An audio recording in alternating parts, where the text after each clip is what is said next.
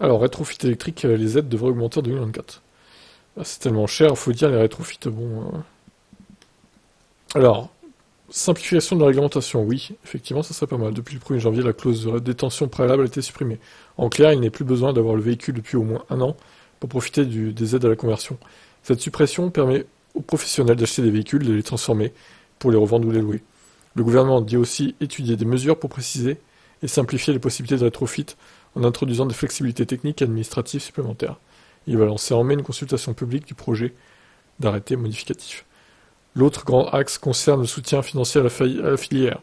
Dans le cadre d'appel à projet de France 2030, l'État a un budget de 20 millions d'euros pour le rétrofit. Il veut aussi accompagner les entreprises dans les démarches de conception et d'homologation des prototypes.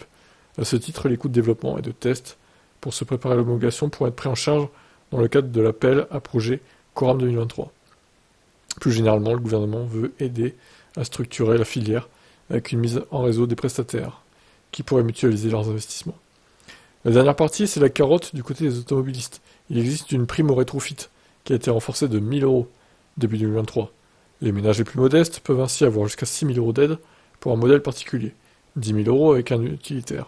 Et dans les ZFE, une surprime, comprise entre 1 000 et 3 000 euros, peut s'y ajouter. Le rétrofit est aussi éligible au prêt à taux zéro mobilité dans les ZFE. Toutefois, la facture d'un rétrofit est encore élevée. Elle tourne autour de 10 000 euros pour des véhicules avec une petite batterie et donc une petite autonomie. Ça demande toujours un effort financier notable pour les conducteurs qui peuvent avoir du mal à y retrouver et à la rentabilité économique. Surtout si c'était une vieille voiture, au final une Twingo 1 ou une Clio 2 ou je ne sais quoi, une Clio 3, à la limite, mais ça reste une vieille voiture ancienne, donc la carcasse, le châssis est usé, etc. Et 10 000 euros, c'est cher quand même. Hein. Ça coûterait moitié moins cher, bon, 4 000, 5 000 à la limite, ça pourrait s'entendre, mais 10 000, non, c'est pas possible, surtout vu l'autonomie.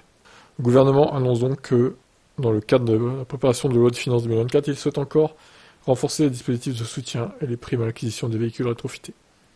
La prime pourrait être augmentée en 2024. Ok, bon, à voir. Qu'est-ce que vous en pensez des rétrofits, vous? Bonne idée ou pas? Allez, ciao.